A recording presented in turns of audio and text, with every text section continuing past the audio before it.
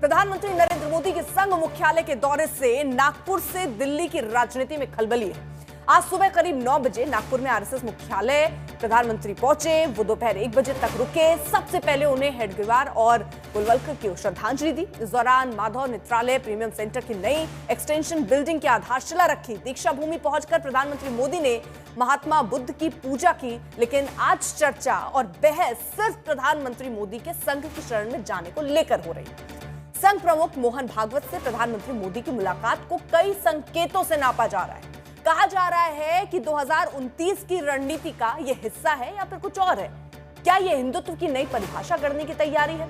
संघ और मोदी का रिश्ता अटूट है। संघ की छत्रछाया में मोदी अपनी तीसरी पारी खेल रहे हैं और इस पर विपक्ष वार कर रहा है कि नागपुर से ही दिल्ली की सत्ता कंट्रोल होती है। ऐसे में सबसे बड़ा सवाल है कि क्या वाकई विपक्ष के दावे में दम है? क्या वाकई संघ के बिना बीजेपी की कामयाबी नामुमकिन है? क्या संघ प्रधानमंत्री मोदी के साथ मिलकर 2029 की सियासी बिसात बिछा रहा है? आज सभी सवालों पर होगी बहस, लेकिन सबसे पहले ये रिपोर्ट।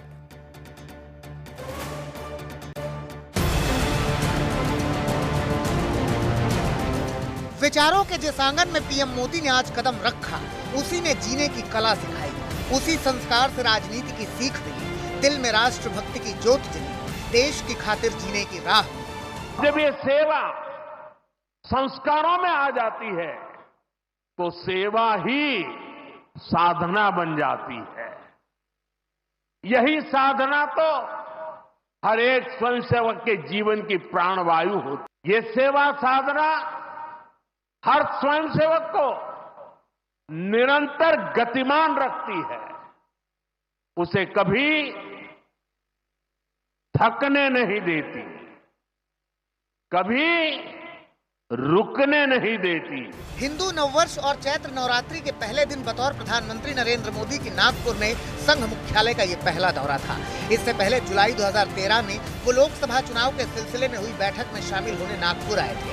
सबसे पहले पीएम मोदी ने संघ के संस्थापक केशव बलिराम हेडगेवार और दूसरे सरसंघ चालक माधव सदाशिव गोलवलकर के स्मारक स्मृति मंदिर पहुंचकर श्रद्धांजलि दी।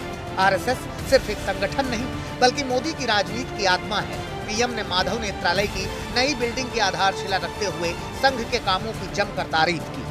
जो विचार बीज 100 साल पहले बोला गया, वो महान वटवृक्ष के रूप में आज दुनिया के सामने है। ये कोई साधारण वटवृक्ष नहीं, राष्ट्रीय स्वयंसेवक संघ भारत की अमर संस्कृति का आधुनिक अक्षय वट है। हालांकि विपक्ष को पीएम मोदी का ये बयान नहीं पच रहा है। पीएम मोदी के इस दौरे को विपक्ष अपने हिसाब से ट्विस्ट दे रहा है। आरएसएस तो इनका माई बाप है, वहां नहीं जाएंगे तो सुरक्षित नहीं रह सकता कोई बीजेपी का नेता, इसलिए जाना जरूरी है। संघ से पीएम मोदी के दिलों का रिश्ता है, दशकों पुराना है। ये सफर 1972 में शुरू होता है। 1972 में नरेंद्र मोदी आरएसएस में शामिल हुए, प्रचारक बने। 1987 में आरएसएस के जरिए बीजेपी में एंट्री हुई। गुजरात में संगठन की जिम्मेदारी मिली। 2001 में गुजरात के सीएम बने। आरएसएस का मजबूत समर्थन मिला। मोदी जी एक स्वयंसेवक है, वे प्रचारक रहे हैं। आज भी उनका जीवन एक प्रचारक जैसा ही जीवन है। इसलिए जब वो कार्यक्रम में आए तो उनके भाषण में वही उनका अनुभव, वही उनकी अनुभूति हमको देखने को मिली और हमको बहुत खुशी है कि एक स्वयंसेवक के रूप में हम भी उसमें उपस्थित थे। पीएम मोदी के साथ बीजेपी ही नहीं, संघ भी चट्टान की तरह हमेशा खड़ा रहा है। संघ की रणनीति लोकसभा चुनाव 2014, 2019 और 2024 में भी काम आई, जिसमें पीएम मोदी ने भारतीय राजनीति के फलक पर नया इतिहास रच दिया। भारतीय जनता पार्टी के राष्ट्रीय अध्यक्ष का चयन होना चाहिए था, लेकिन उनका अंदरूनी मामला है और मेरी जानकारी संघ चाहता है कि उनके चॉइस का राष्ट्रीय अध्यक्ष बने, इसलिए ये मामला रुक गया। मोदी जी ने कहा था, नड्डा जी ने कहा था, सब हवा में थे तो संघ ने उनकी हवा निकाल दी। जरूर महाराष्ट्र में जो निर्णय आए हैं उसमें संघ का भी योगदान है। प्रचारक से प्रधानमंत्री का सफर नरेंद्र मोदी के लिए आसान नहीं रहा। संघ की स्थापना के 100 साल पूरे होने के मौके पर जब पीएम मोदी पहुंचे तो सियासत का बाजार भी गर्म हो गया। इसके कई मायने निकाले जा रहे हैं। संघ और बीजेपी के बीच समन्वय बढ़ाने की रणनीति, 2029 में मोदी की भूमिका पर संघ की मुहर, हिंदुत्व की सियासत को और धार देने की योजना। इस मुलाकात का असर क्या दिल्ली की सत्ता में दिखेगा? 100 साल में आरएसएस का जो इतिहास है वो एक सवालों के घेरे में है।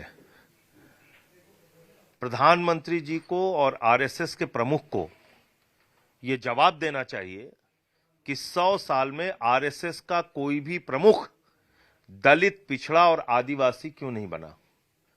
100 साल में आधी आबादी की कोई एक महिला आरएसएस की प्रमुख क्यों नहीं बनी?